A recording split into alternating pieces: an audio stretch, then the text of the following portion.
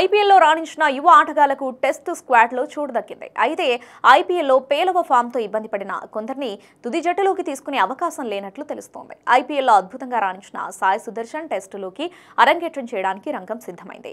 ఇప్పటికే టెస్టులోకి అరంగేట్రం చేసిన 4 మ్యాచ్ల్లో ఒక హాఫ్ సెంచరీతో 202 పరుగులు చేసిన ధ్రువ్ జురేల్ను టెస్టు స్క్వాడ్లోకి తీసుకున్నారు. జురేల్ ప్రస్తుతం ఇంగ్లాండ్ లయన్స్తో జరుగుతున్న అనధికారిక టెస్టులో అదరగొడుతున్నాడు. ఇప్పటివరకు జరిగిన 3 ఇన్నింగ్స్లలో వరుసగా 3 అర్ధ సెంచరీలతో సత్తా చాటాడు. మొదటి అనధికారిక టెస్ట్ 2 ఇన్నింగ్స్లలో జురేల్ 94, 53 పరుగులు చేసి నాట్అవుట్గా నిలిచాడు. మరోవైపు రిషబ్ పంత్ ఫామ్లో లేడు. గడిచిన ఐపీఎల్లో పంత్ రాణించలేకపోయాడు.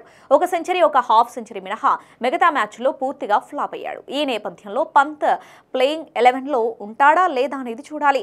పంత్ ఫామ్ ని పరిశీలనలోకి తీసుకుంటే మాత్రం యువ వికెట్ కీపర్ ధ్రువ్ జురేల్ ని తుది జట్టులోకి తీసుకోవచ్చు. అయితే గంభీర్ ఐపీఎల్ ప్రదర్శనపై ఆధారపడి జట్టును సిద్ధం చేస్తాడా లేదా అనేది చూడాలి. ఇక జూన్ 20 నుండి టీమిండియా ఇంగ్లాండ్ మధ్య 5 మ్యాచ్ల టెస్ట్ సిరీస్ ప్రారంభమవుతుంది. శుభ్మన్ గిల్ తొలిసారిగా టీమిండియాకు టెస్ట్ కెప్టెన్ గా వ్యవహరించనున్నాడు. రిషబ్ పంత్ ను వైస్ కెప్టెన్ గా నియమించారు.